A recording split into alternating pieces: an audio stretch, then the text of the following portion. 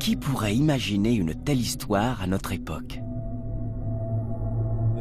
Une histoire qui se passe dans un monde où l'homme n'est qu'un visiteur de passage, mais où il laisse pourtant une marque indélébile.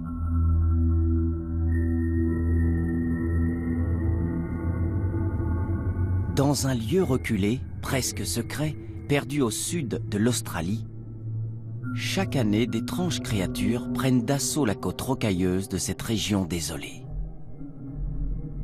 Dans leurs veines coule un sang vert.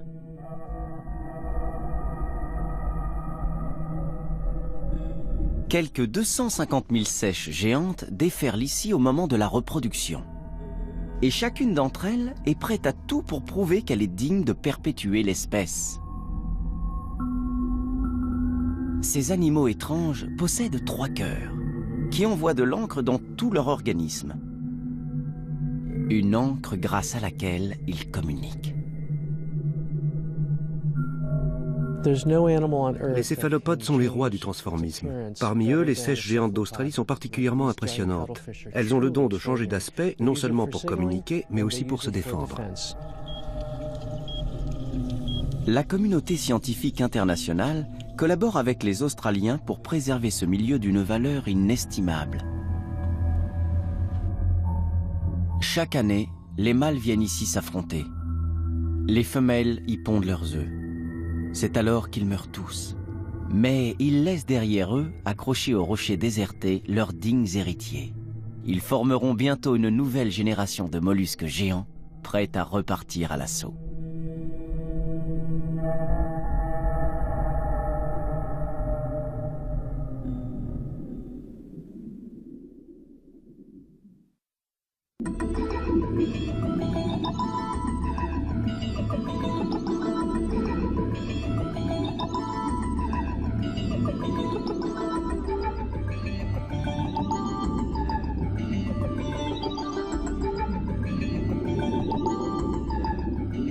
Une grande partie des espèces animales évoluent dans les océans.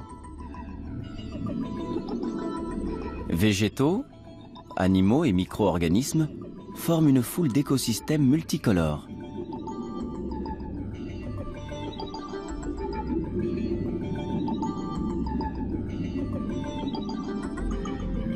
On voit naître des associations souvent étonnantes. Véritable femme de ménage, le rémora débarrasse la rémanta des parasites qui lui pourrissent la vie.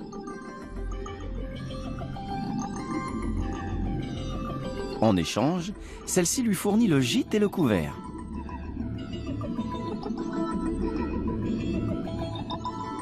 On retrouve une alliance similaire entre le poisson clown et l'anémone de mer. Partout, il faut se protéger pour survivre. La tortue Kawan ne s'y trompe pas. Elle porte toujours son armure.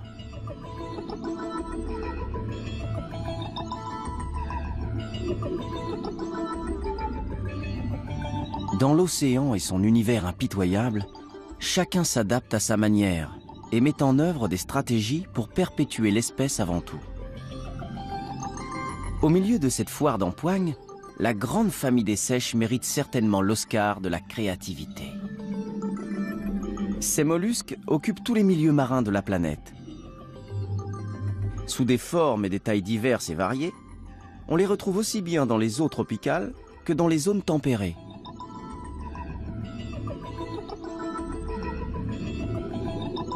Leur comportement pendant la saison des amours est des plus étonnants. La seiche n'est pas faite pour une vie de couple, et la fidélité est une notion qui lui est étrangère. Une dizaine de mâles peuvent s'affronter pour obtenir les faveurs d'une seule et unique femelle, qui pourra ensuite choisir d'avoir plusieurs partenaires.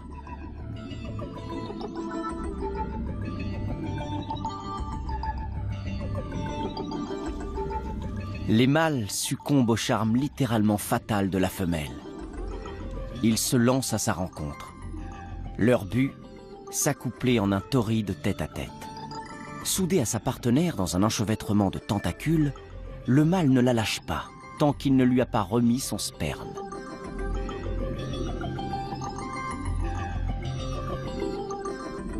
Seuls les plus malins parviennent à se reproduire, et donc à transmettre leurs gènes aux générations futures.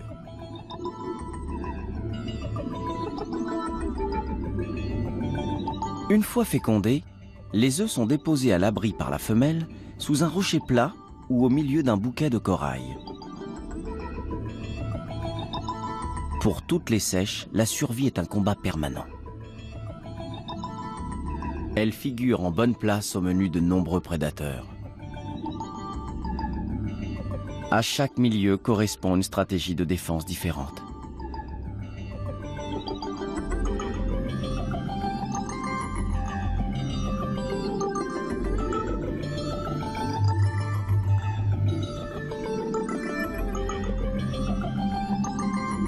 On ne pouvait trouver meilleur endroit pour commencer cette histoire que les eaux subtropicales de l'est de l'Australie, où il faut sans cesse jouer des coudes pour préserver son espace vital.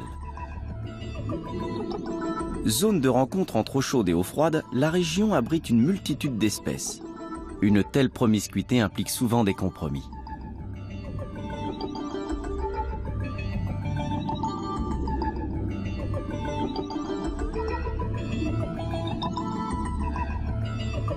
Chassée de son abri sous les coraux par un requin dormeur, cette sèche-moisson est contrainte de s'aventurer à découvert, à la recherche d'une nouvelle cachette.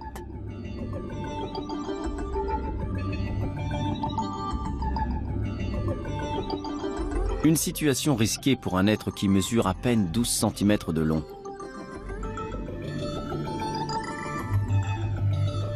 Mieux vaut ne pas traîner et se faire le plus discret possible en se fondant au mieux dans le paysage.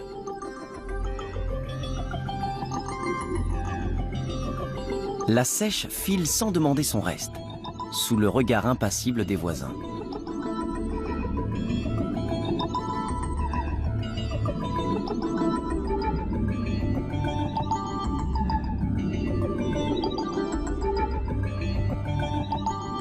Ouf, sauvé.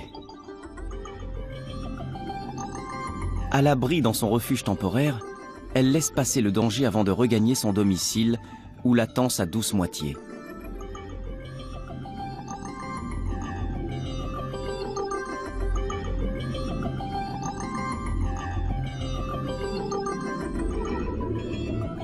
Le couple s'est établi à demeure sous une vaste véranda de corail. On se perd facilement dans un récif comme celui-ci, et les sèches-moissons ont tendance à ne se déplacer que par deux. De tous les animaux qui peuplent les récifs coralliens, la sèche est peut-être le plus vulnérable face aux prédateurs. Dépourvue d'armure naturelle, elle se retrouve pratiquement sans défense. La partie dure de son corps se trouve à l'intérieur. Chez elle, la coquille est interne, les tissus mous externes. Ce qui en fait une proie facile pour tout carnassier plus grand qu'elle. Dans les méandres d'un étroit défilé sous-marin, loin des côtes, une autre sèche est en danger.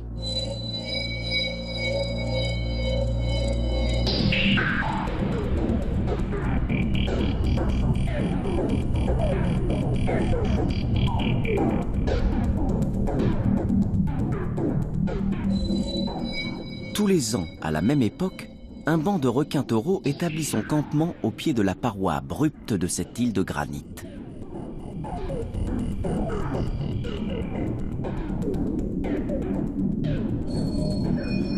Il est alors dangereux de se retrouver dans les parages, surtout quand on est une petite sèche au corps tendre. La sèche contrôle parfaitement la manière dont elle flotte. Elle a une méthode infaillible, faire varier la proportion de liquide et d'air dans la structure poreuse de sa coquille interne. Elle expulse l'eau par une sorte de tuyau situé sous sa tête, ce qui lui permet de se déplacer rapidement, un peu comme un jet ski, pour aller se mettre à l'abri sous un rocher voisin. Puis, elle se camoufle pour échapper au regard.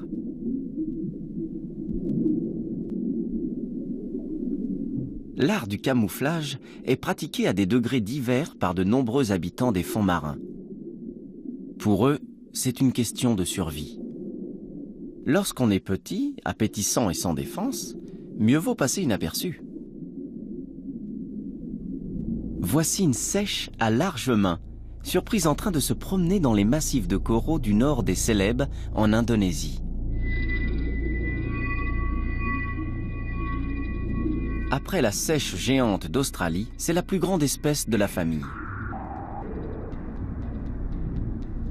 Sa taille ne lui permet pas de se cacher facilement sous les rochers, comme sa cousine, la sèche-moisson. Elle a donc recours à une autre tactique pour échapper aux prédateurs, en utilisant son environnement. Elle est capable de changer de couleur instantanément, en imitant à la perfection l'aspect des coraux.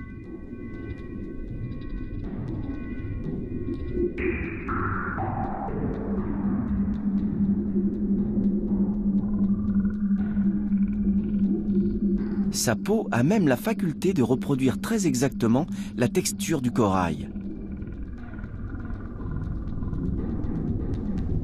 Ainsi, le corps ordinairement lisse de l'animal peut soudain se hérisser de petites spirales cutanées. Un déguisement parfait et extrêmement efficace.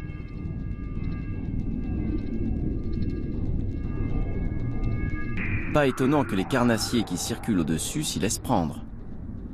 Un banc de barracuda passe sans la voir.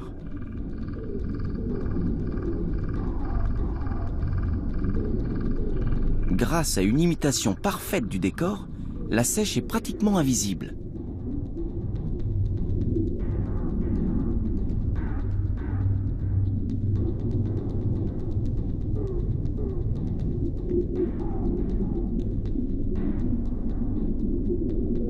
La seiche puise dans toutes les nuances de sa palette d'artistes pour se fondre dans le paysage. Mais lorsqu'elle craint malgré tout d'être repérée, elle sait aussi recourir à d'autres stratagèmes. C'est la reine des illusionnistes.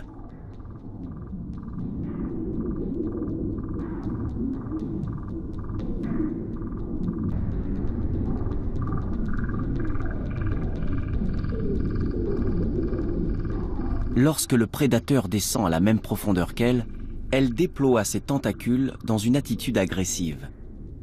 Transfigurée, elle semble de nouveau aux yeux d'un agresseur potentiel appartenir au décor qui l'entoure.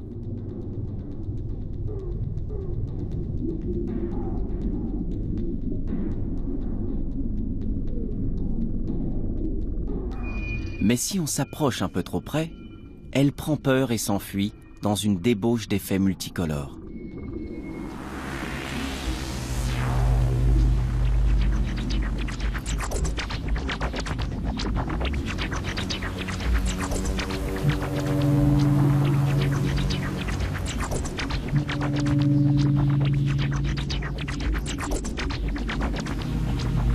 La peau de la seiche semble parcourue d'impulsions électriques. Il s'agit en fait d'encre envoyée par pulsation dans tout l'organisme de l'animal à un rythme hypnotique. C'est une stratégie de fuite destinée à déstabiliser le poursuivant.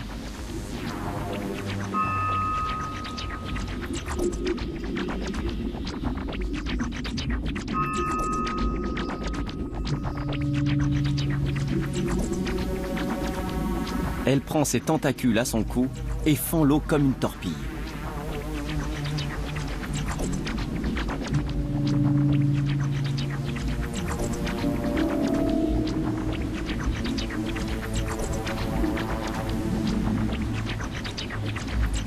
Sauvé, une fois de plus.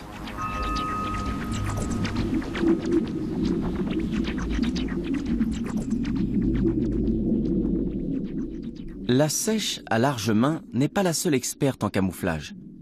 Dans la famille, on a ça dans le sang. Les seiches font partie de la classe des céphalopodes. Un nom qui fait allusion à une forme étrange de leur corps, car leurs membres semblent directement greffés sur la tête.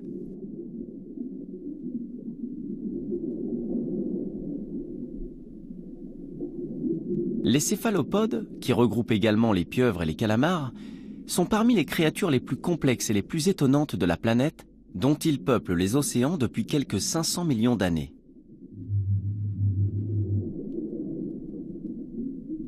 On en dénombre plus de 1000 espèces, dont une bonne centaine pour la seule famille des seiches.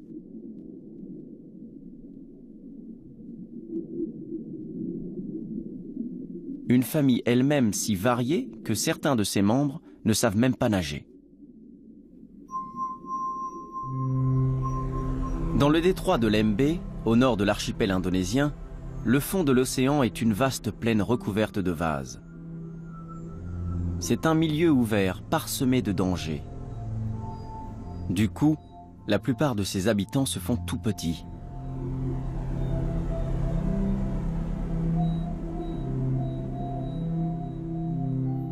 Habituée des lieux, la seiche flamboyante préfère marcher plutôt que de nager.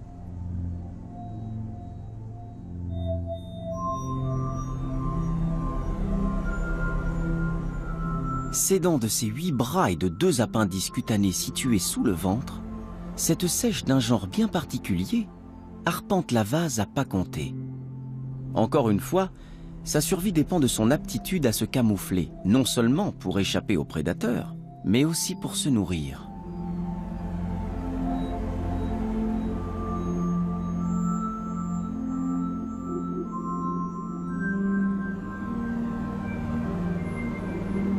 Longue de 8 cm, la seiche flamboyante est un redoutable chasseur.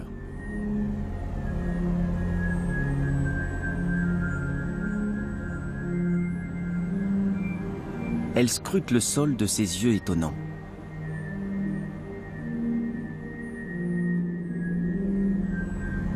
Dès que la proie est repérée, elle s'immobilise.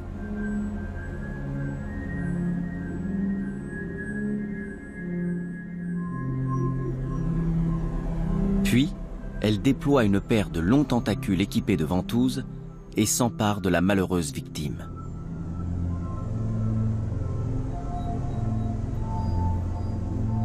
Sa maîtrise du mimétisme lui permet de se nourrir sans peine.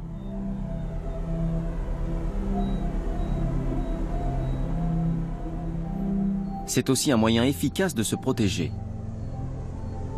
Mais cette espèce dispose également d'une autre parade.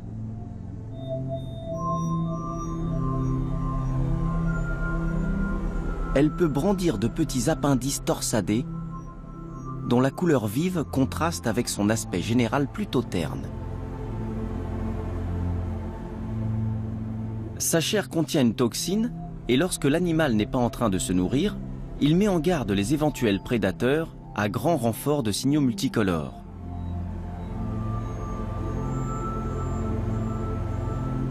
Cette jeune seiche mesure à peine 2 cm de long et elle arbore déjà fièrement sa livrée écarlate.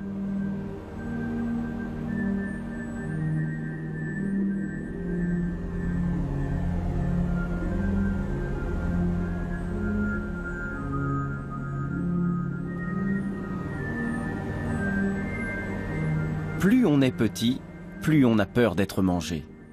D'où le besoin de faire savoir à tout le monde qu'on est toxique.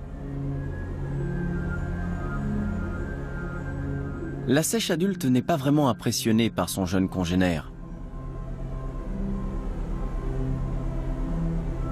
Elle pense surtout à se nourrir.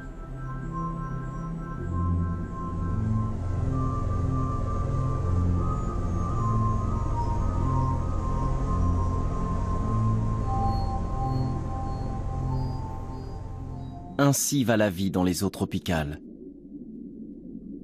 Les récifs coralliens sont non seulement d'une beauté remarquable, mais ils abritent également une faune d'une richesse exceptionnelle.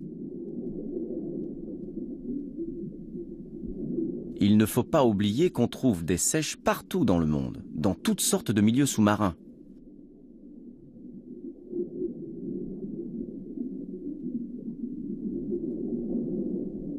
Chaque habitat a donné naissance au fil d'une longue évolution à des tactiques et à des caractéristiques différentes. Ce qui nous ramène au début de notre histoire.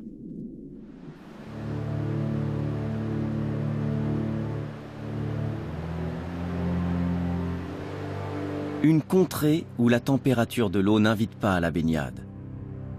Une région du monde où la mer est souvent agitée.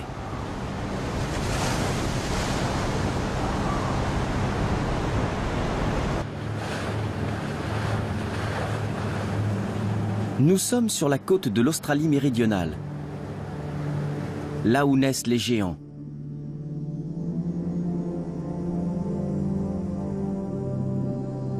Dans une mer tempérée où la faune abonde.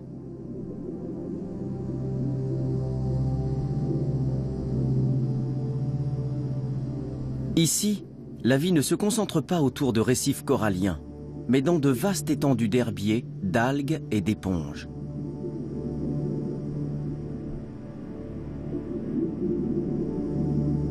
Les abris sont rares et convoités.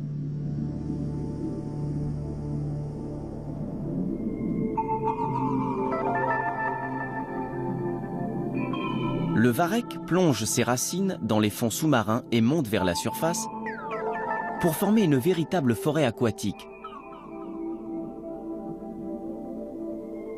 Formidable et dangereux terrain de jeu pour toute une faune singulière.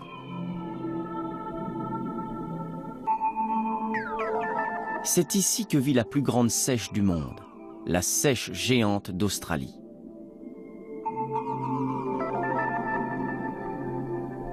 Ce mollusque remarquable peut atteindre 1 mètre de long et peser jusqu'à 5 kilos. Un mastodonte dans une famille où l'on est habituellement plutôt chétif. Son aire de répartition se limite aux eaux tempérées qui bordent les côtes australiennes. Celles-ci ne manquant pas de diversité, les seiches géantes ont l'embarras du choix lorsqu'elles cherchent un endroit pour s'installer. Et manifestement, la crainte d'être mangé n'est pas le seul critère. Sous cette longue jetée, gît un enchevêtrement de tuyaux et de plaques de béton abandonnées. Rien à voir avec un récif naturel. Mais ce genre de structures construites par l'homme et les débris qui les accompagnent sont très appréciés de la faune marine qui y trouve quantité de cachettes.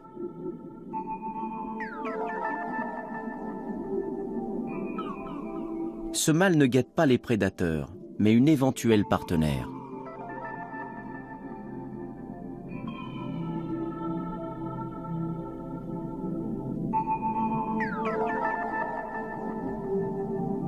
Il jette un coup d'œil prudent hors de son repère. L'abri qu'il s'est trouvé correspond à ce que toutes les femelles recherchent. C'est l'endroit rêvé pour déposer des œufs. Mais il n'est pas le seul à avoir eu cette idée.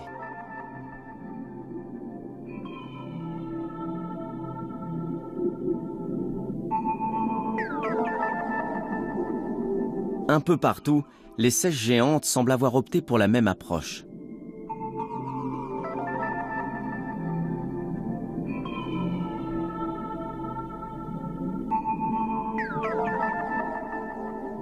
Dissimulés par les débris et les épaves qui jonchent le fond, les mâles attendent.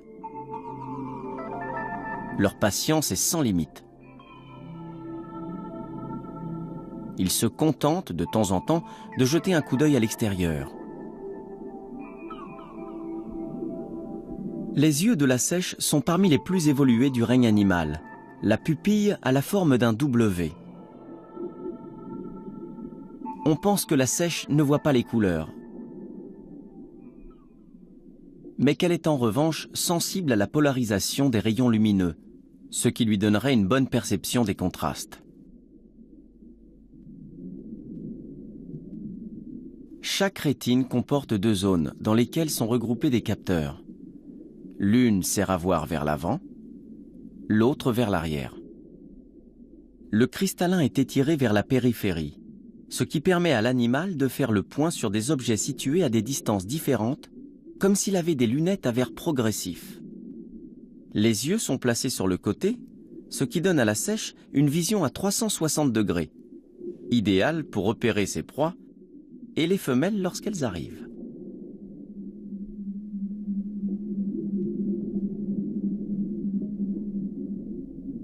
Celles-ci ne semblent pas pressées. Les mâles n'ont pas l'air trop inquiets. Ils ont tous trouvé un abri pour accueillir leur future compagne. Pour eux, le plus dur est fait. Attendre, c'est facile.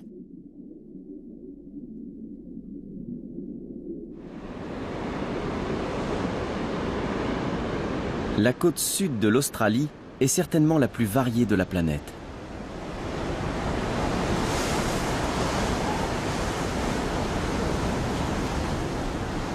Les hautes falaises alternent avec d'immenses plages de sable, ce qui est propice à l'épanouissement d'une remarquable biodiversité.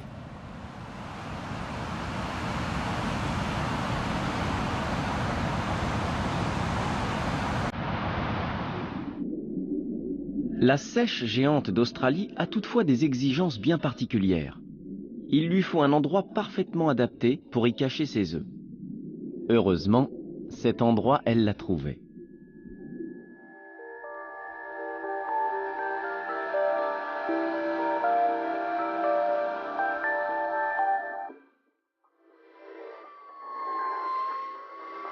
La solution à la crise du logement.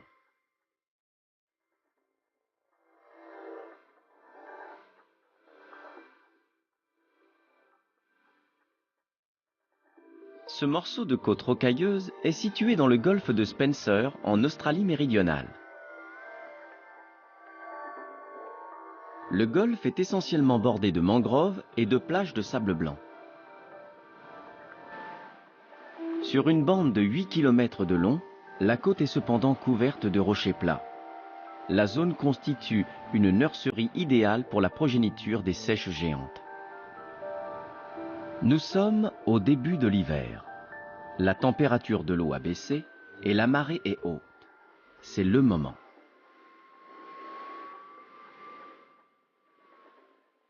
La grande invasion a commencé.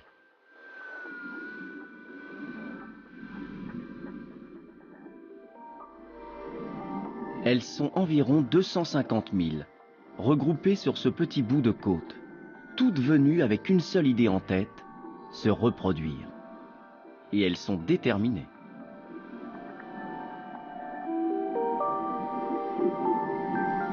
La seiche géante est un animal particulièrement intelligent. Pour l'avenir de l'espèce, seuls les individus les plus aptes doivent pouvoir transmettre leurs gènes aux générations futures.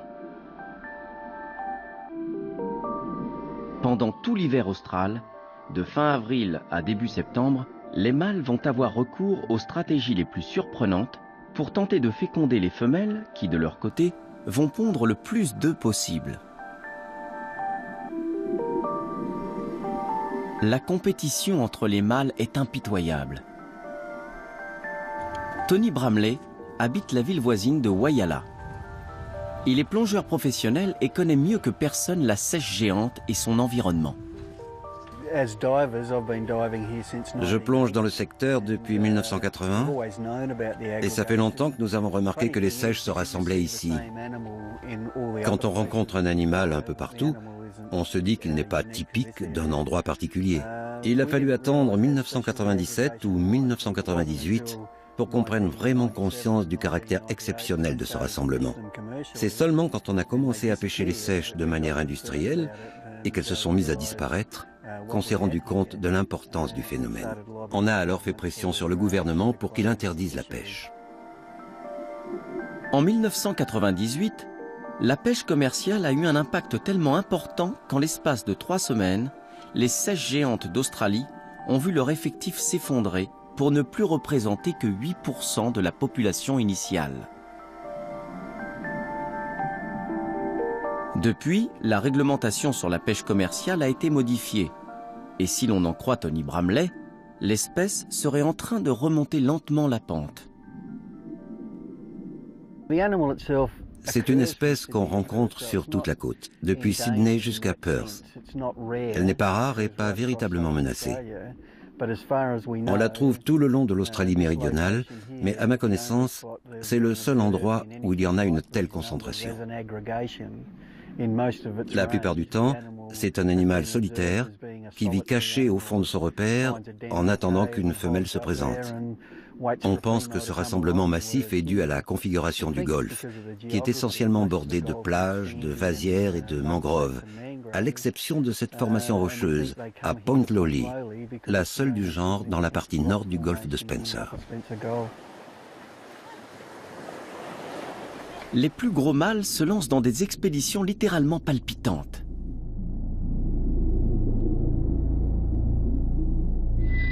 Les rivaux entament un pas de deux, pulsant de l'encre dans leur organisme pour dessiner des bandes sombres sur leur peau.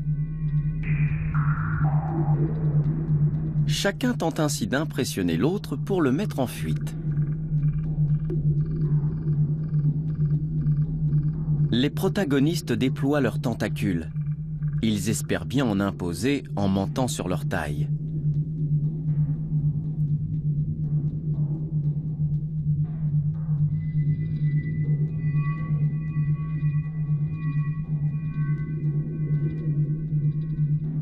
Ces joutes d'effets spéciaux vont se poursuivre jusqu'à ce que le plus impressionnant des mâles soit déclaré vainqueur.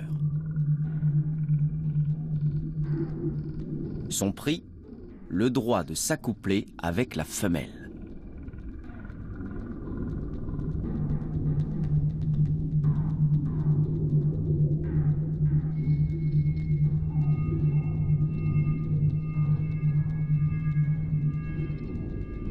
La femelle est plus petite que le mâle. Ses bras sont plus courts et sa peau est marbrée. Pendant 24 heures, le couple va chercher à s'unir le plus de fois possible. Les seiches s'accouplent en se faisant face et en s'accrochant l'une à l'autre par les bras.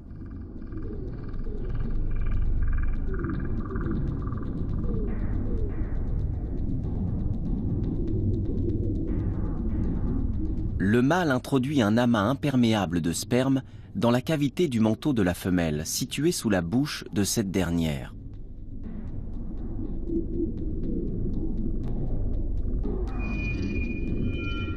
La femelle se retire ensuite dans un abri qui lui semble suffisamment protégé pour y déposer ses œufs un à un après les avoir fécondés avec le sperme que lui a transmis son compagnon.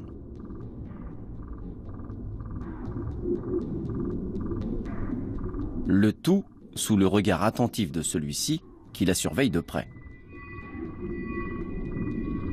La compétition entre mâles est intense.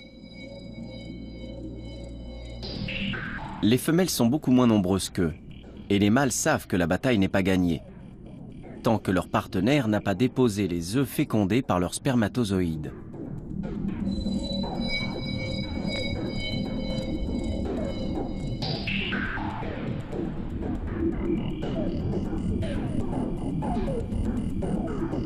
Un nouveau prétendant peut très bien débarrasser de leurs semences la femelle avec laquelle ils viennent de s'accoupler.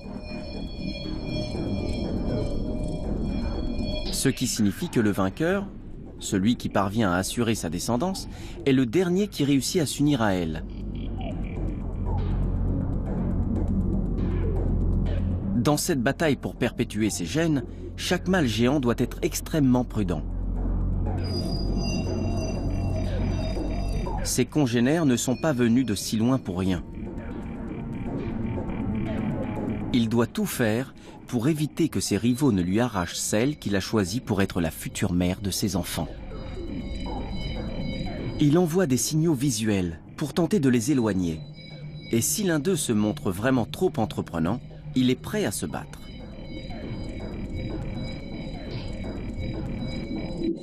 Ce ne sont pourtant pas toujours les plus gros qui parviennent à se reproduire. Les seiches ont d'autres moyens pour parvenir à leur fin.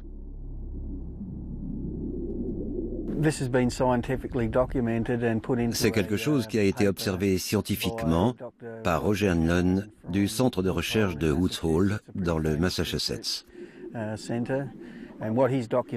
Il a mis en évidence 4 stratégies distinctes adoptées par les mâles qui cherchent à s'accoupler.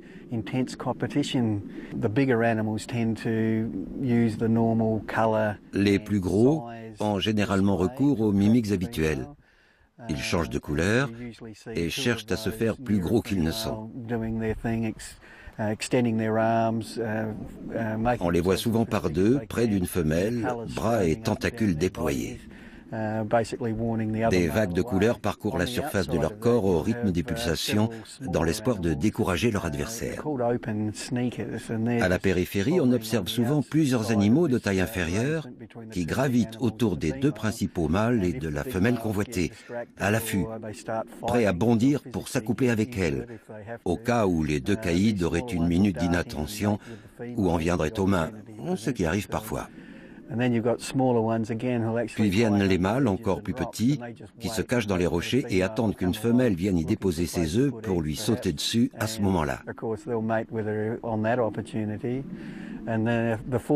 Et enfin, la dernière catégorie regroupe les plus petits de tous. Ils vont essayer de passer pour des femelles en raccourcissant leurs bras et en prenant une coloration brunâtre. Ainsi déguisés, ils se mettent à côté des femelles, pendant que les gros costauds roulent des mécaniques, prêts à profiter de la première occasion pour s'accoupler. Intrigué par ses comportements singuliers, Roger Hanlon poursuit ses études sur le terrain.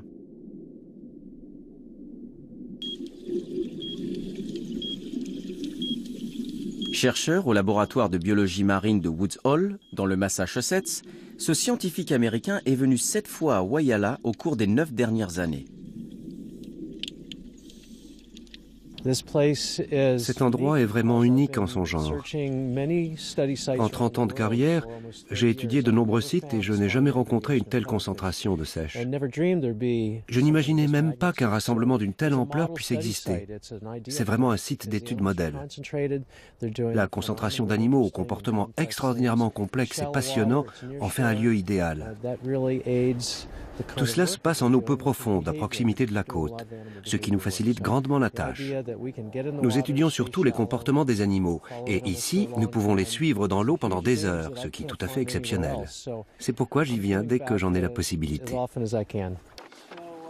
Avec l'aide de ses étudiants en doctorat, Roger Hanlon s'intéresse notamment à la reproduction des seiches, aux propriétés singulières de leur peau et à leur art du mimétisme.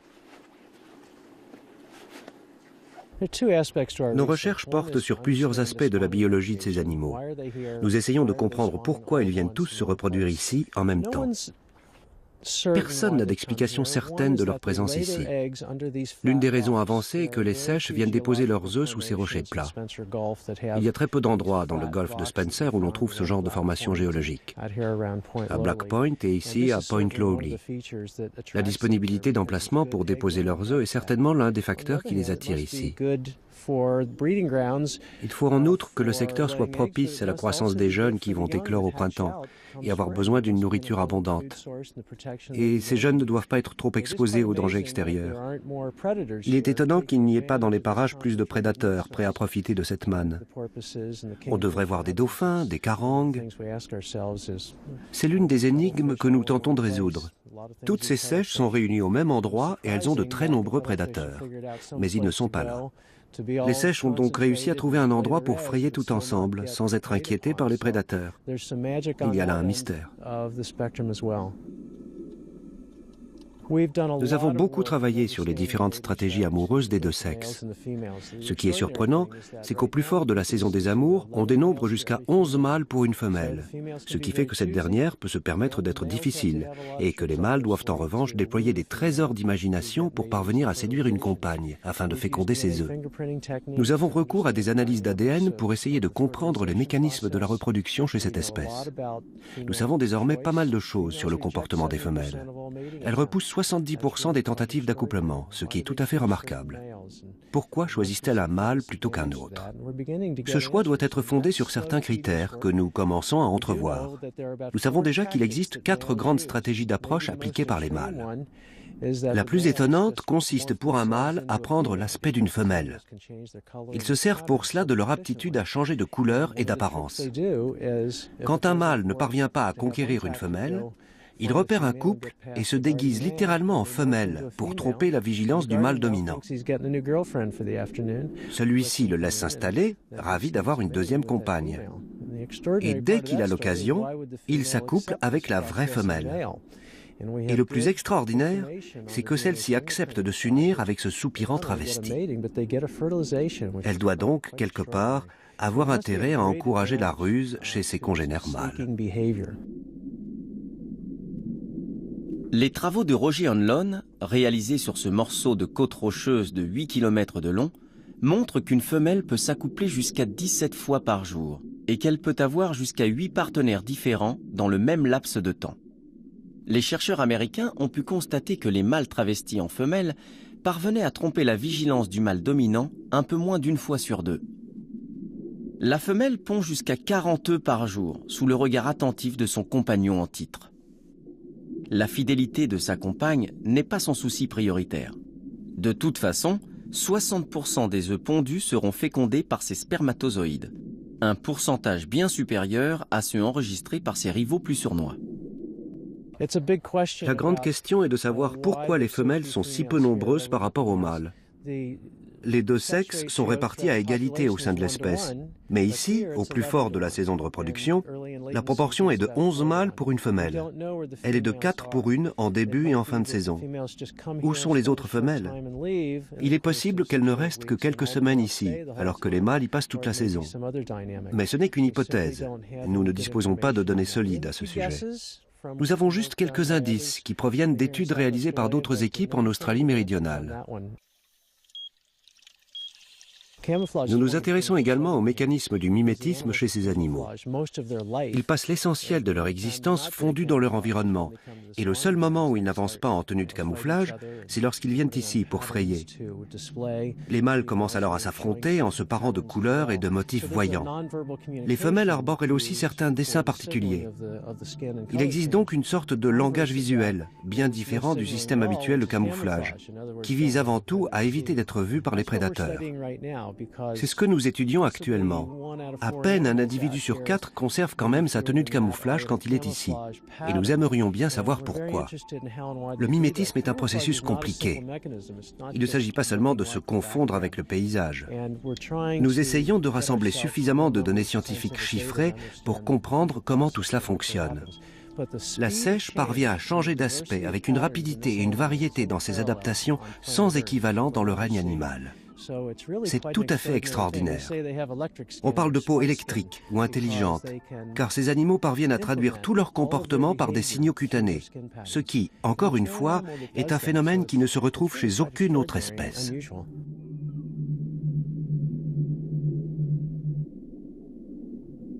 Quand arrive la fin de la saison des amours, les seiches géantes sont épuisées.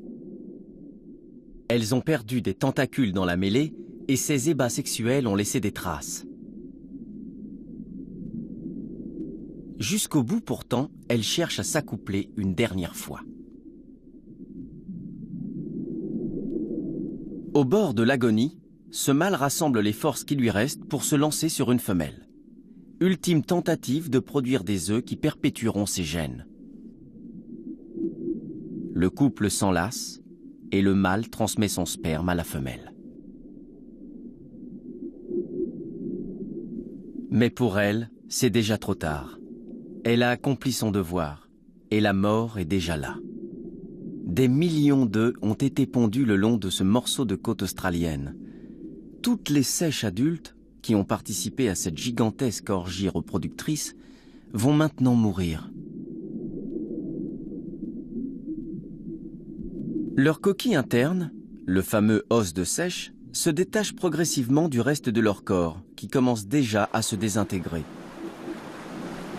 Ces rochers, qui pendant plusieurs mois ont été les témoins d'une véritable frénésie procréatrice, se transforment en un immense cimetière de seiches.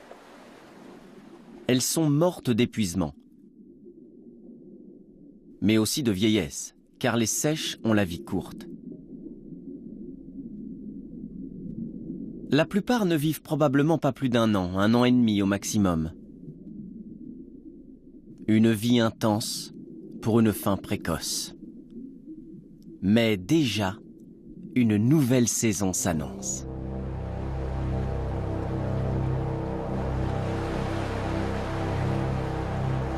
Le printemps approche. L'eau, si fraîche en hiver, commence à se réchauffer.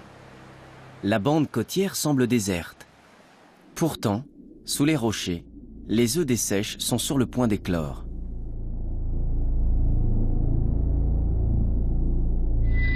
Ils ont été pondus 3 mois plus tôt et contiennent maintenant des embryons bien développés de 2 cm de long. Le portrait craché de leurs regrettés parents en plus petit. La paroi des œufs est solide, faite d'une membrane caoutchouteuse capable de résister aux pires intempéries.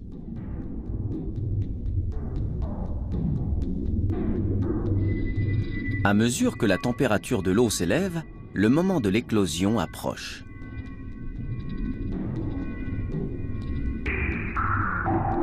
La petite seiche entreprend de percer avec l'extrémité de sa coquille interne l'enveloppe qui la retient prisonnière.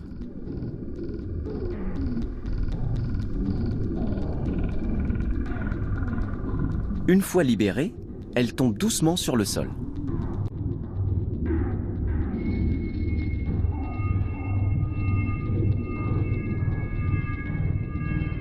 Une nouvelle génération de géants est née.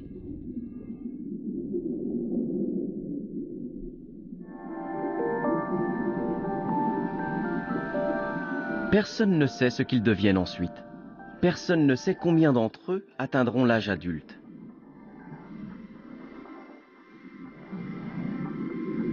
Sitôt nés, ils semblent gagner le large, disparaître. Comme s'ils n'avaient jamais existé.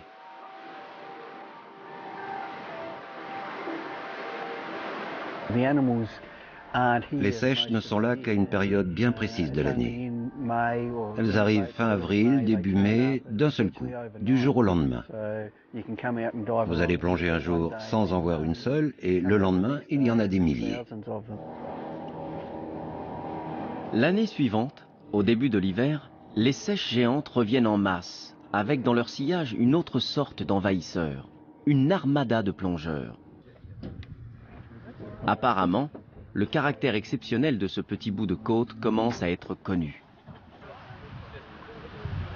Cette année, les touristes affluent d'un peu partout pour avoir le privilège d'assister au grand rassemblement des géants.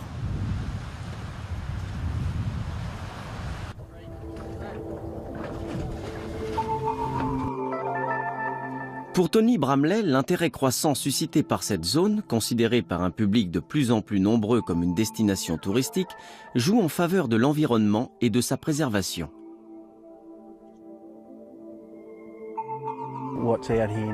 Les seiches sont très loin d'avoir reconstitué leurs effectifs d'avant la pêche commerciale. Ce qui est positif cependant, c'est qu'on constate, après 4 ou 5 années de protection soutenue, un léger redémarrage démographique. Et c'est très encourageant. Il serait souhaitable de connaître exactement l'état des populations, pour savoir dans quelles conditions organiser la protection de l'espèce et sur quelle portion de son territoire. Il faut tout faire pour que ce rassemblement continue d'avoir lieu. Les gens de la région, comme Tony Bramley, font un travail remarquable à cet égard. Ils se mobilisent pour faire de ce site un lieu d'écotourisme. Je trouve ça formidable. En plus de protéger des espèces, cela sensibilise le public aux merveilles de la nature. Ça permet aussi à mes collègues australiens et moi-même de poursuivre nos recherches, pour mieux comprendre la manière dont tout cela fonctionne. C'est beaucoup plus large qu'on ne le pense généralement. Comprendre le comportement d'une espèce, c'est comprendre le fonctionnement de tout un écosystème. Cette population de céphalopodes nous permet d'aborder des questions beaucoup plus vastes, universelles. C'est vraiment un endroit particulier qui vaut la peine d'être protégé. Et c'est une excellente chose que le grand public puisse également en profiter. Ces animaux paraissent étranges, et ils le sont. Et l'histoire que nous venons de raconter n'aurait jamais eu lieu sans ces rochers.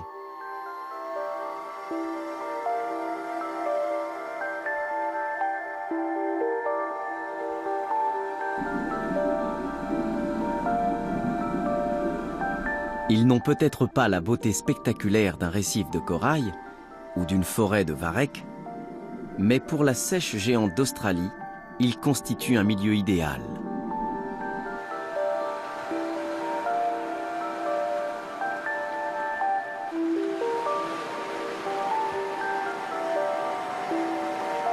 Les rochers de Point Lowly ont leur place dans l'écosystème, au même titre que tous les autres habitats qui font la diversité des océans. Pour les générations futures, ils doivent être préservés.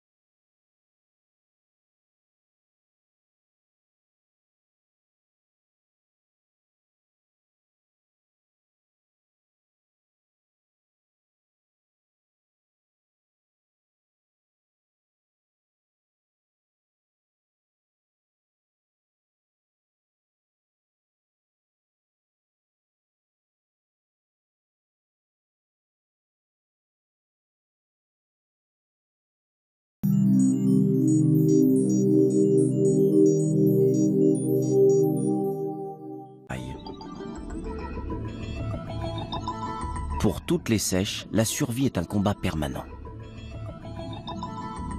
Elle figure en bonne place au menu de nombreux prédateurs. À chaque milieu correspond une stratégie de défense différente.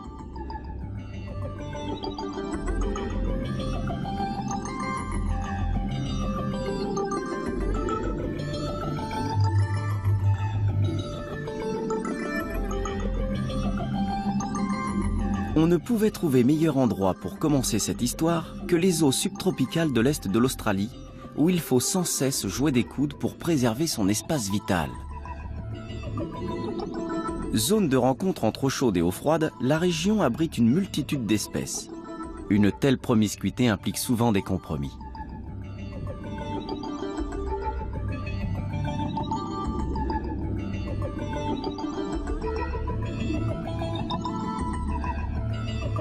Chassée de son abri sous les coraux par un requin dormeur, cette sèche-moisson est contrainte de s'aventurer à découvert, à la recherche d'une nouvelle cachette.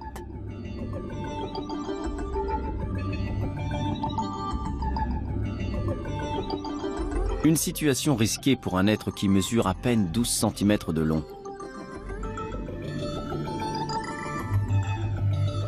Mieux vaut ne pas traîner et se faire le plus discret possible en se fondant au mieux dans le paysage.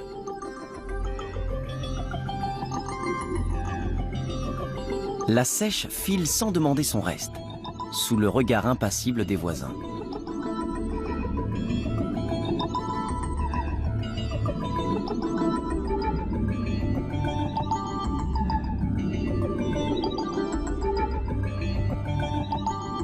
Ouf, sauvé. À l'abri dans son refuge temporaire, elle laisse passer le danger avant de regagner son domicile où l'attend sa douce moitié.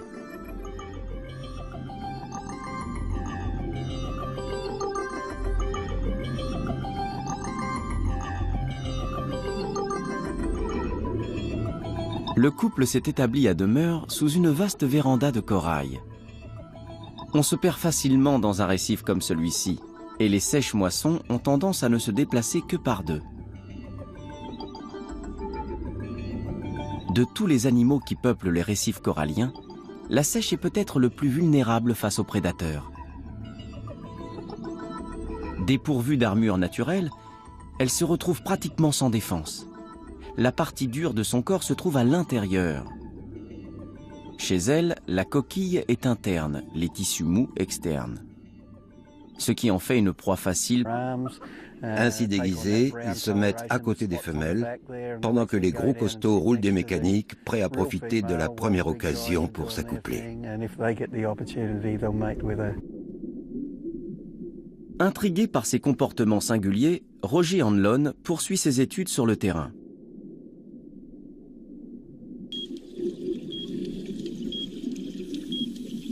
Chercheur au laboratoire de biologie marine de Woods Hole, dans le Massachusetts, ce scientifique américain est venu 7 fois à Whyalla au cours des 9 dernières années. Cet endroit est vraiment unique en son genre. En 30 ans de carrière, j'ai étudié de nombreux sites et je n'ai jamais rencontré une telle concentration de sèche. Je n'imaginais même pas qu'un rassemblement d'une telle ampleur puisse exister. C'est vraiment un site d'étude modèle. La concentration d'animaux au comportement extraordinairement complexe et passionnant en fait un lieu idéal. Tout cela se passe en eau peu profonde, à proximité de la côte, ce qui nous facilite grandement la tâche. Nous étudions surtout les comportements des animaux, et ici, nous pouvons les suivre dans l'eau pendant des heures, ce qui est tout à fait exceptionnel. C'est pourquoi j'y viens dès que j'en ai la possibilité. Avec l'aide de ses étudiants en doctorat, Roger Hanlon s'intéresse notamment à la reproduction des sèches, aux propriétés singulières de leur peau et à leur art du mimétisme. Nos recherches portent sur plusieurs aspects de la biologie de ces animaux. Nous essayons de comprendre pourquoi ils viennent tous se reproduire ici en même temps. Personne n'a d'explication certaine de leur présence ici. L'une des raisons avancées est que les sèches viennent déposer leurs œufs sous ces rochers plats. Il y a très peu d'endroits dans le golfe de Spencer où l'on trouve ce genre de formation géologique. À Black Point et ici à Point Lowly. La disponibilité d'emplacements pour déposer leurs œufs est certainement l'un des facteurs qui les attire ici. Il faut en outre que le secteur soit propice à la croissance des jeunes qui vont éclore au printemps et avoir besoin d'une nourriture abondante. Et ces jeunes ne doivent pas être trop exposés aux dangers extérieurs. Il est étonnant qu'il n'y ait pas dans les parages plus de prédateurs prêts à profiter de cette manne. On devrait voir des dauphins, des carangues. C'est l'une des énigmes que nous tentons de résoudre. Toutes ces seiches sont réunies au même endroit et elles ont de très nombreux prédateurs. Mais ils ne sont pas là. Les seiches ont donc réussi à trouver un endroit pour frayer tout ensemble, sans être inquiétés par les prédateurs. Il y a là un mystère. Nous avons beaucoup travaillé sur les différentes stratégies amoureuses des deux sexes. Ce qui est surprenant, c'est qu'au plus fort de la saison des amours, on dénombre jusqu'à 11 mâles pour une femelle, ce qui fait que cette dernière peut se permettre d'être difficile, et que les mâles doivent en revanche déployer des trésors d'imagination pour parvenir à ces... Quand arrive la fin de la saison des amours, les seiches géantes sont épuisées. Elles ont perdu des tentacules dans la mêlée et ces ébats sexuels ont laissé des traces. Jusqu'au bout pourtant, elles cherchent à s'accoupler une dernière fois. Au bord de l'agonie, ce mâle rassemble les forces qui lui restent pour se lancer sur une femelle. Ultime tentative de produire des œufs qui perpétueront ses gènes. Le couple s'enlace et le mâle transmet son sperme à la femelle. Mais pour elle, c'est déjà trop tard. Elle a accompli son devoir et la mort est déjà là. Des millions d'œufs ont été pondus le long de ce morceau de côte australienne. Toutes les seiches adultes qui ont participé à cette gigantesque orgie reproductrice vont maintenant mourir. Leur coquille interne, le fameux os de seiche, se détache progressivement du reste de leur corps, qui commence déjà à se désintégrer. Ces rochers, qui pendant plusieurs mois ont été les témoins d'une véritable frénésie procréatrice, se transforment en un immense cimetière de seiches. Elles sont mortes d'épuisement, mais aussi de vieillesse, car les seiches ont la vie courte. La plupart ne vivent probablement pas plus d'un an et demi au maximum. Une vie intense pour une fin précoce. Mais déjà, une nouvelle saison s'annonce.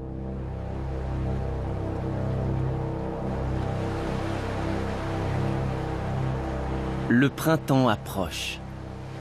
L'eau, si fraîche en hiver, commence à se réchauffer. La bande côtière semble déserte. Pourtant, sous les rochers, les œufs des seiches sont sur le point d'éclore.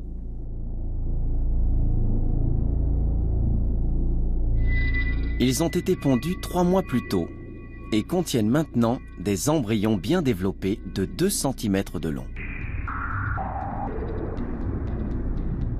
Le portrait craché de leurs regrettés parents en plus petit.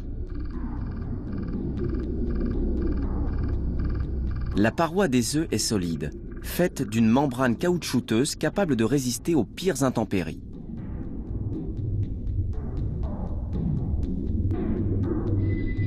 À mesure que la température de l'eau s'élève, le moment de l'éclosion approche.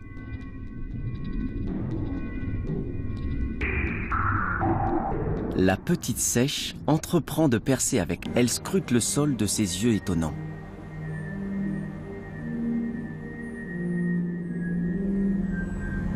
Dès que la proie est repérée, elle s'immobilise.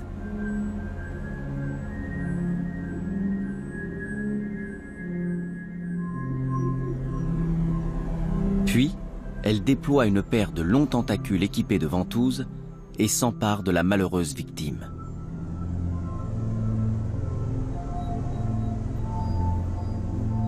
Sa maîtrise du mimétisme lui permet de se nourrir sans peine.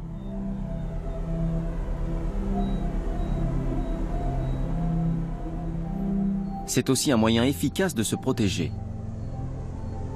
Mais cette espèce dispose également d'une autre parade.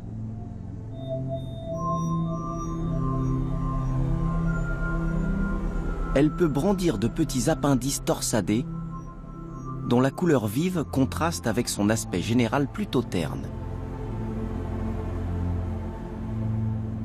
Sa chair contient une toxine et lorsque l'animal n'est pas en train de se nourrir, il met en garde les éventuels prédateurs à grand renfort de signaux multicolores.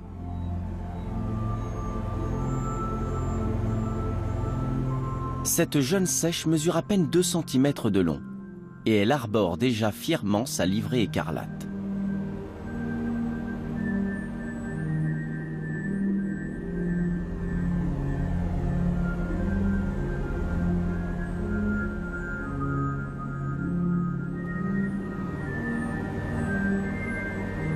Plus on est petit, plus on a peur d'être mangé. D'où le besoin de faire savoir à tout le monde qu'on est toxique. La seiche adulte n'est pas vraiment impressionnée par son jeune congénère. Elle pense surtout à se nourrir.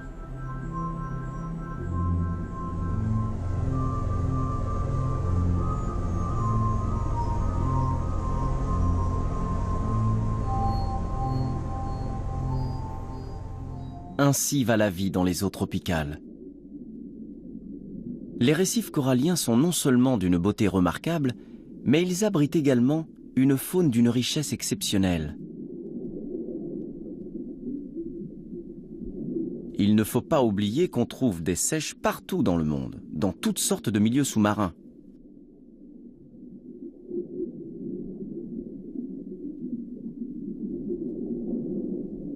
Chaque habitat a donné naissance au fil d'une longue évolution à des tactiques et à des caractéristiques différentes. Ce qui nous ramène au début de notre histoire. Elle repousse 70% des tentatives d'accouplement, ce qui est tout à fait remarquable. Pourquoi choisit-elle un mâle plutôt qu'un autre? Ce choix doit être fondé sur certains critères que nous commençons à entrevoir. Nous savons déjà qu'il existe 4 grandes stratégies d'approche appliquées par les mâles. La plus étonnante consiste pour un mâle à prendre l'aspect d'une femelle. Ils se servent pour cela de leur aptitude à changer de couleur et d'apparence. Quand un mâle ne parvient pas à conquérir une femelle, il repère un couple et se déguise littéralement en femelle pour tromper la vigilance du mâle dominant. Celui-ci le laisse s'installer, ravi d'avoir une deuxième compagne. Et dès qu'il a l'occasion, il s'accouple avec la vraie femelle. Et le plus extraordinaire, c'est que celle-ci accepte de s'unir avec ce soupirant travesti. Elle doit donc, quelque part, avoir intérêt à encourager la ruse chez ses congénères mâles. Les travaux de Roger Hanlon, réalisés sur ce morceau de côte rocheuse de 8 km de long, montrent qu'une femelle peut s'accoupler jusqu'à 17 fois par jour et qu'elle peut avoir jusqu'à 8 partenaires différents dans le même laps de temps. Les chercheurs américains ont pu constater que les mâles travestis en femelles parvenaient à tromper la vigilance du mâle dominant un peu moins d'1 fois sur 2. La femelle pond jusqu'à 40 œufs par jour, sous le regard attentif de son compagnon en titre. La fidélité de sa compagne n'est pas son souci prioritaire. De toute façon, 60% des œufs pondus seront fécondés par ses spermatozoïdes, un pourcentage bien supérieur à ceux enregistrés par ses rivaux plus sournois. La grande question est de savoir pourquoi les femelles sont si peu nombreuses par rapport aux mâles. Les deux sexes sont répartis à égalité au sein de l'espèce.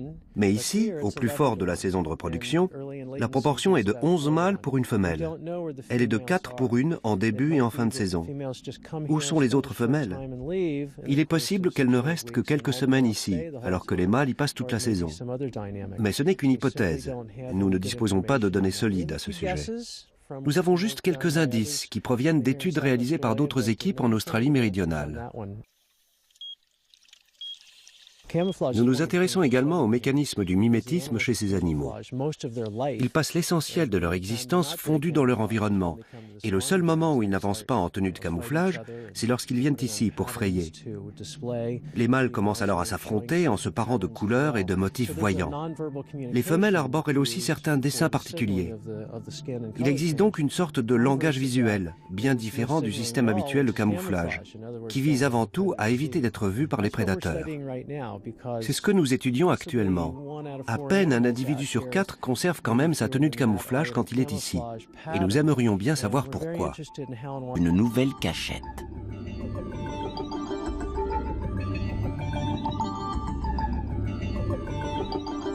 Une situation risquée pour un être qui mesure à peine 12 cm de long.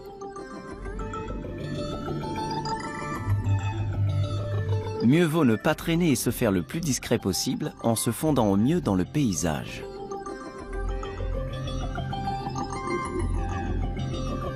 La seiche file sans demander son reste, sous le regard impassible des voisins.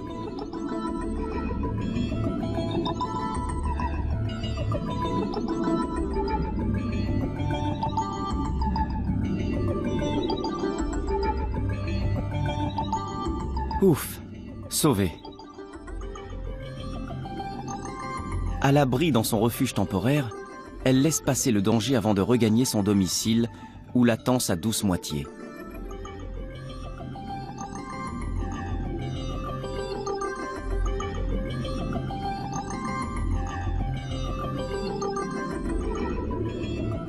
Le couple s'est établi à demeure sous une vaste véranda de corail. On se perd facilement dans un récif comme celui-ci, et les seiches moissons ont tendance à ne se déplacer que par deux. De tous les animaux qui peuplent les récifs coralliens, la seiche est peut-être le plus vulnérable face aux prédateurs. Dépourvue d'armure naturelle, elle se retrouve pratiquement sans défense. La partie dure de son corps se trouve à l'intérieur. Chez elle, la coquille est interne, les tissus mous externes. Ce qui en fait une proie facile pour tout carnassier plus grand qu'elle. Dans les méandres d'un étroit défilé sous-marin, loin des côtes, une autre seiche est en danger.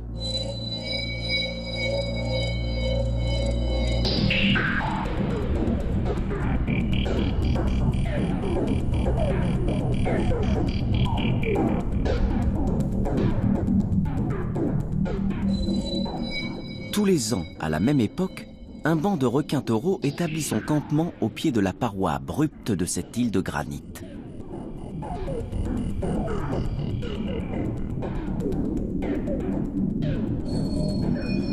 Il est alors dangereux de se retrouver dans les parages, surtout quand on est une petite seiche au corps tendre. La seiche contrôle parfaitement la manière dont elle flotte. Elle a une méthode infaillible, faire varier la proportion de liquide et d'air dans la structure poreuse de sa coquille interne. Elle expulse l'eau par une sorte de tuyau situé sous sa tête. Camouflage quand il est ici, et nous aimerions bien savoir pourquoi. Le mimétisme est un processus compliqué. Il ne s'agit pas seulement de se confondre avec le paysage.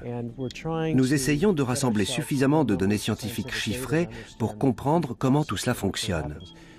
La seiche parvient à changer d'aspect avec une rapidité et une variété dans ses adaptations sans équivalent dans le règne animal. C'est tout à fait extraordinaire.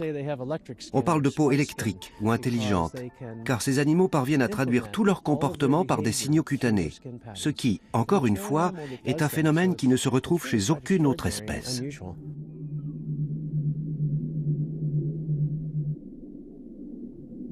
Quand arrive la fin de la saison des amours, les seiches géantes sont épuisées.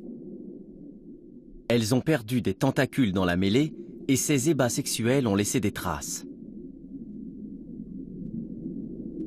Jusqu'au bout pourtant, elles cherchent à s'accoupler une dernière fois. Au bord de l'agonie, ce mâle rassemble les forces qui lui restent pour se lancer sur une femelle. Ultime tentative de produire des œufs qui perpétueront ses gènes. Le couple s'enlace et le mâle transmet son sperme à la femelle. Mais pour elle, c'est déjà trop tard. Elle a accompli son devoir et la mort est déjà là. Des millions d'œufs ont été pondus le long de ce morceau de côte australienne. Toutes les seiches adultes qui ont participé à cette gigantesque orgie reproductrice vont maintenant mourir. Leur coquille interne, le fameux os de seiche, se détache progressivement du reste de leur corps, qui commence déjà à se désintégrer. Ces rochers, qui pendant plusieurs mois ont été les témoins d'une véritable frénésie procréatrice, se transforment en un immense cimetière de seiches. Elles sont mortes d'épuisement, mais aussi de vieillesse, car les seiches ont la vie courte. La plupart ne vivent probablement pas plus d'1 an, 1 an et demi au maximum. Une vie intense pour une fin précoce. Mais déjà, une nouvelle saison s'annonce.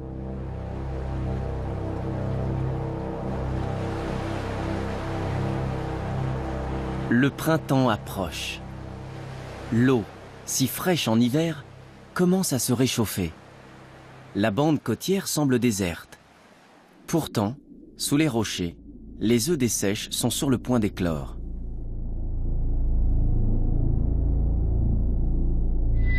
Ils ont été Côté des femelles, pendant que les gros costauds roulent des mécaniques, prêts à profiter de la première occasion pour s'accoupler.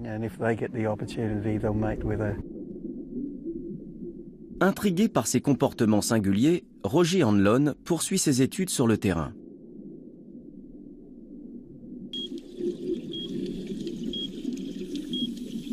Chercheur au laboratoire de biologie marine de Woods Hole, dans le Massachusetts, ce scientifique américain est venu 7 fois à Whyalla au cours des 9 dernières années.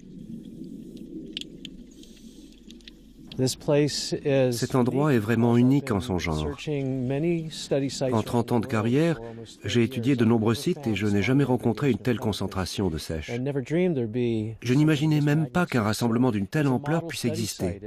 C'est vraiment un site d'étude modèle. La concentration d'animaux au comportement extraordinairement complexe et passionnant en fait un lieu idéal. Tout cela se passe en eau peu profonde, à proximité de la côte, ce qui nous facilite grandement la tâche. Nous étudions surtout les comportements des animaux, et ici, nous pouvons les suivre dans l'eau pendant des heures, ce qui est tout à fait exceptionnel. C'est pourquoi j'y viens dès que j'en ai la possibilité. Avec l'aide de ses étudiants en doctorat, Roger Hanlon s'intéresse notamment à la reproduction des seiches, aux propriétés singulières de leur peau et à leur art du mimétisme. Nos recherches portent sur plusieurs aspects de la biologie de ces animaux.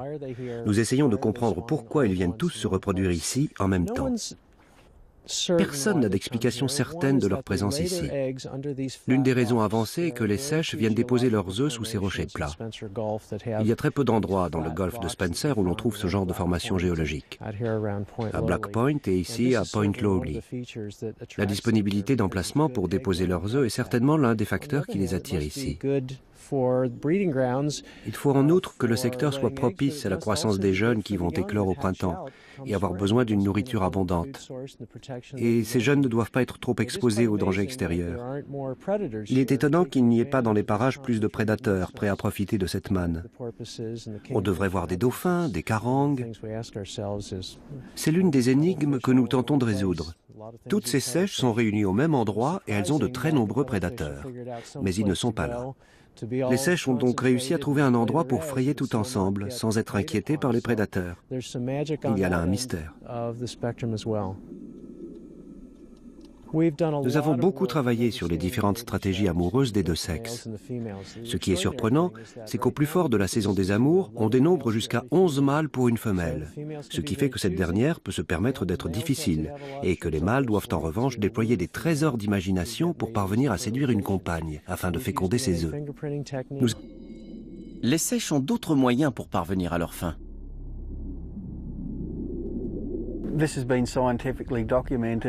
C'est quelque chose qui a été observé scientifiquement par Roger Hanlon du centre de recherche de Woods Hole dans le Massachusetts. Il a mis en évidence 4 stratégies distinctes adoptées par les mâles qui cherchent à s'accoupler.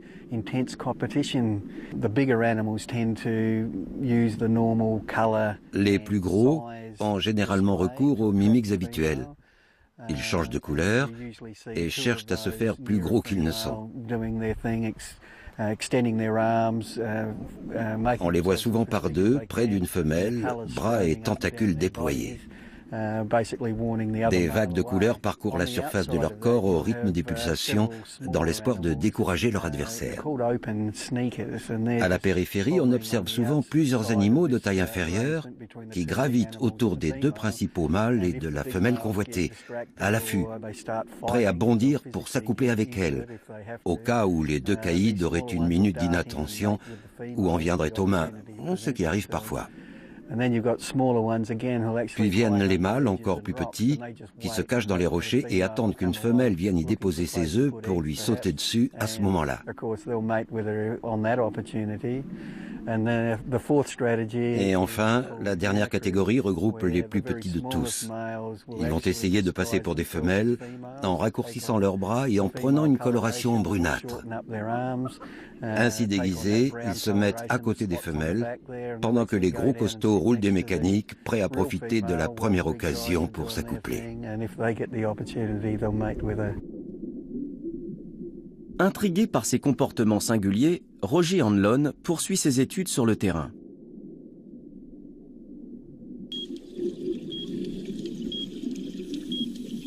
Chercheur au laboratoire de biologie marine de Woods Hole, dans le Massachusetts, ce scientifique américain est venu 7 fois à Whyalla au cours des 9 dernières années.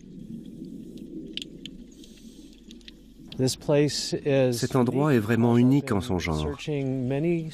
En 30 ans de carrière, j'ai étudié de nombreux sites et je n'ai jamais rencontré une telle concentration de seiches. Je n'imaginais même pas qu'un rassemblement d'une telle ampleur puisse exister. C'est vraiment un site d'études modèle. La concentration d'animaux au comportement extraordinairement complexe et passionnant en fait un lieu idéal. Tout cela se passe en eau peu profonde, à proximité de la côte, ce qui nous facilite grandement la tâche. Nous étudions surtout les comportements des animaux, et ici, nous pouvons les suivre dans l'eau pendant des heures, ce qui est tout à fait exceptionnel. C'est pourquoi j'y viens dès que j'en ai la possibilité. Avec son aire de répartition se limite aux eaux tempérées qui bordent les côtes australiennes. Celles-ci ne manquant pas de diversité, les seiches géantes ont l'embarras du choix lorsqu'elles cherchent un endroit pour s'installer. Et manifestement, la crainte d'être mangé n'est pas le seul critère.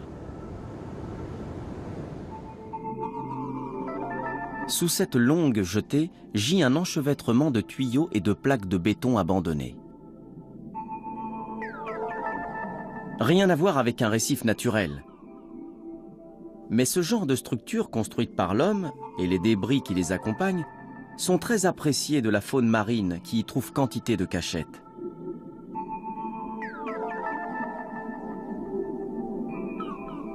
Ce mâle ne guette pas les prédateurs, mais une éventuelle partenaire.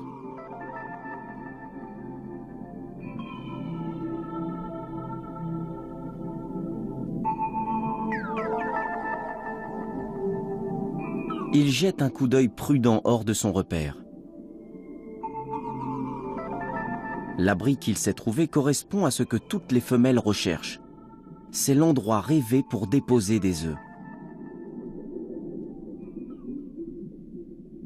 Mais il n'est pas le seul à avoir eu cette idée.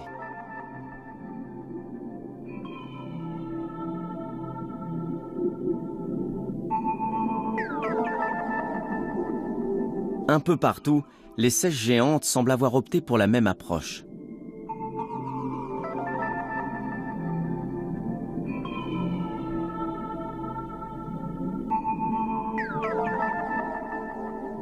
Dissimulés par les débris et les épaves qui jonchent le fond, les mâles attendent.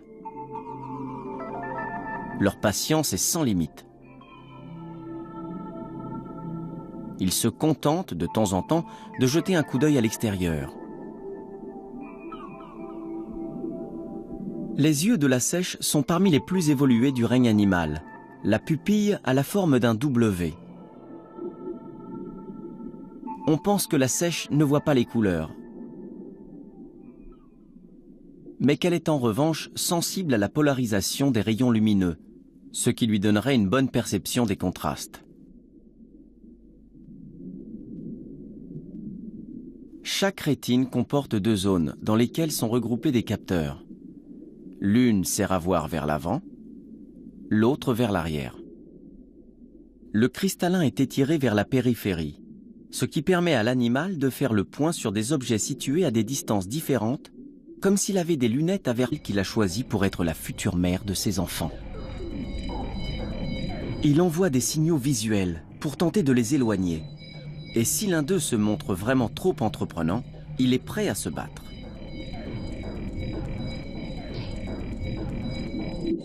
Ce ne sont pourtant pas toujours les plus gros qui parviennent à se reproduire. Les seiches ont d'autres moyens pour parvenir à leur fin.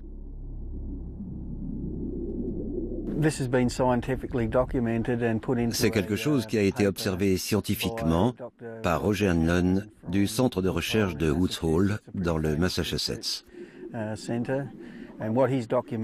Il a mis en évidence 4 stratégies distinctes adoptées par les mâles qui cherchent à s'accoupler.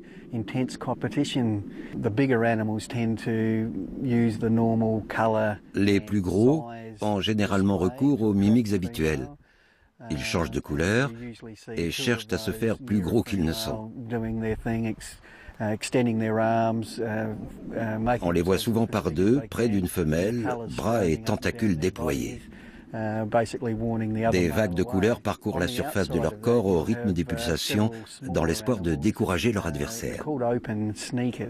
À la périphérie, on observe souvent plusieurs animaux de taille inférieure qui gravitent autour des deux principaux mâles et de la femelle convoitée, à l'affût, prêts à bondir pour s'accoupler avec elle, au cas où les deux caïds auraient une minute d'inattention ou en viendraient aux mains, ce qui arrive parfois.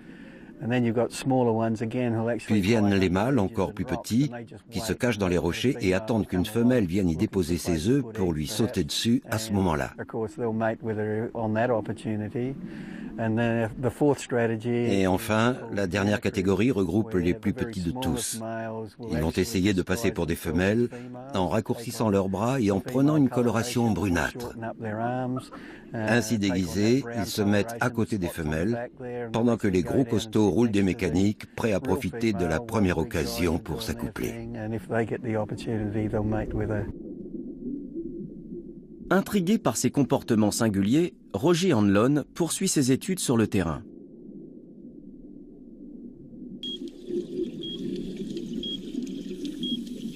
Chercheur au laboratoire de biologie marine de Woods Hole, dans le Massachusetts, ce scientifique américain est venu 7 fois à Whyalla au cours des 9 dernières années. Cet endroit est vraiment unique en son genre. En 30 ans de carrière, j'ai étudié de nombreux sites et je n'ai jamais rencontré une telle concentration de seiches. Je n'imaginais même pas qu'un rassemblement d'une telle ampleur puisse exister. C'est vraiment un site d'études modèle. La concentration d'animaux au comportement extraordinairement complexe.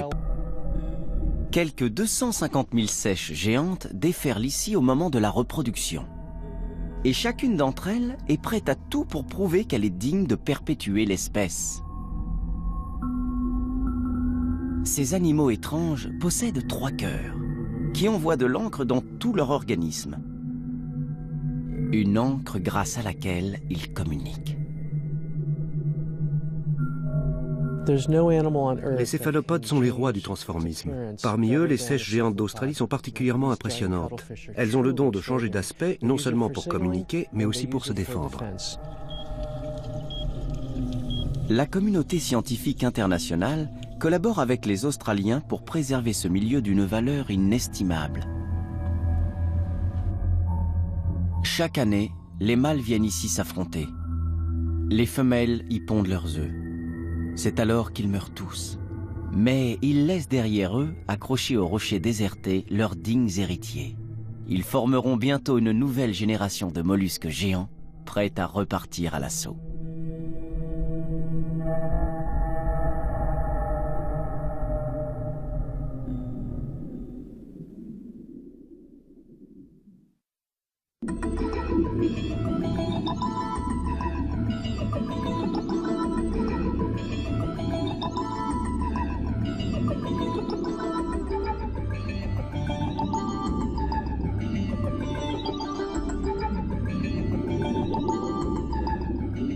Une grande partie des espèces animales évoluent dans les océans.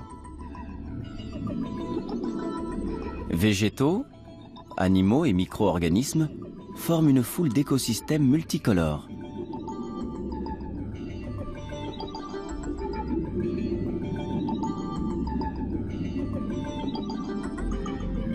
On voit naître des associations souvent étonnantes. Véritable femme de ménage, le rémora débarrasse la raie manta des parasites qui lui pourrissent la vie. En échange, celle-ci lui fournit le gîte et le couvert.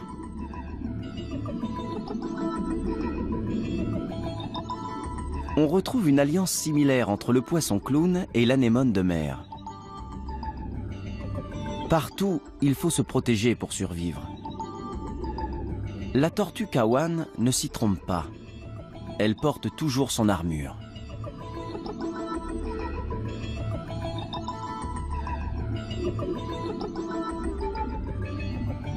Dans l'océan et son univers impitoyable, chacun s'adapte à sa manière et met en œuvre des stratégies pour perpétuer l'espèce.